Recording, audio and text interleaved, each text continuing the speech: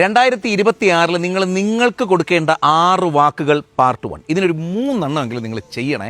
ചെയ്താൽ ജീവിതം മാറും. ഏറ്റവും ആദ്യം നിങ്ങൾ എടുക്കേണ്ട തീരുമാനം, നന്നായിട്ട് ഡ്രസ്സ് ചെയ്യുക. ചിരിക്കേണ്ട. ഈ ഒരു വർഷത്തിൽ നിങ്ങൾ ഏറ്റവും നല്ല രീതിയിൽ കാണപ്പെടുക എന്ന ഉത്തരവാദിത്തം നിങ്ങൾ അങ്ങ് ഏറ്റെടുക്കണം. നിങ്ങൾ നന്നായിരിക്കണ്ടേ?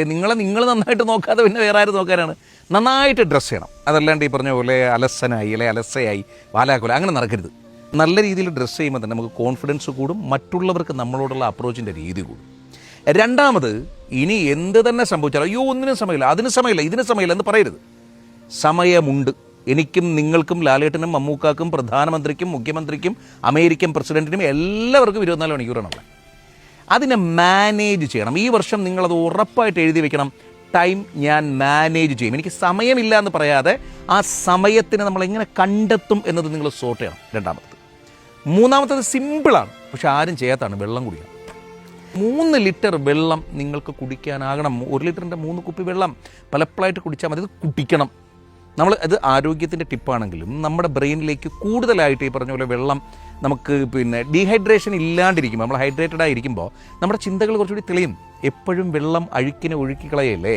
അപ്പം നമ്മുടെ മോശം ചിന്തകളൊക്കെ അങ്ങ് മാറും. നമ്മൾ ഹൈഡ്രേറ്റഡ് ആയിരിക്കണം, വെള്ളം കുടിക്കണം, ആരെയും സങ്കടപ്പെടുത്തില്ല എന്നങ്ങ് ഉറപ്പിക്കണം. വലിയ പാടാണത്, പ്രത്യേകിച്ച് ഇപ്പോഴത്തെ കാലത്ത്.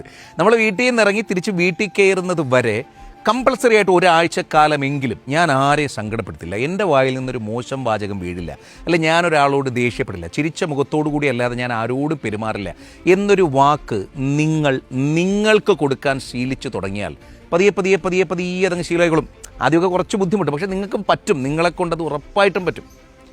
അടുത്തത് 5ാമത്തെ പോയിന്റ് പ്രധാനപ്പെട്ട പോയിൻ്റാണ്. അത് ശക്തമായിട്ട് നിങ്ങൾ മനസ്സിലാക്കണം. നിങ്ങൾ പ്രശ്നങ്ങളെ ഫോക്കസ് ചെയ്യരുത്. പ്രശ്നങ്ങളില്ലാതെ മനുഷ്യരുണ്ടെന്നേ. എനിക്കും എന്തോരം പ്രശ്നങ്ങളുണ്ട്, നിങ്ങൾക്ക് എന്തോരം പ്രശ്നങ്ങളുണ്ട്. ലോകത്ത് ജനിച്ചു വീഴുന്ന എല്ലാവർക്കും പ്രശ്നങ്ങളുണ്ട്. പക്ഷെ പരിഹാരം കണ്ടെത്തുക എന്നതായിരിക്കണം നമ്മൾ ഫോക്കസ് ചെയ്യേണ്ടത്.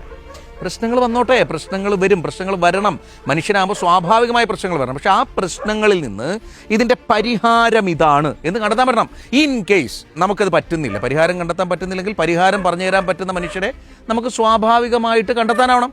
എന്നിട്ട് അവരോട് ചോദിക്കണം, എനിക്കൊരു പരിഹാരം പറഞ്ഞു തരുമെന്ന് ചോദിക്കണം. അതിനുള്ള എത്രയോ സാധ്യതകൾ നമ്മുടെ മുമ്പിലുണ്ട്. 6ാമത്തത്, നന്നായി ഉറങ്ങണം.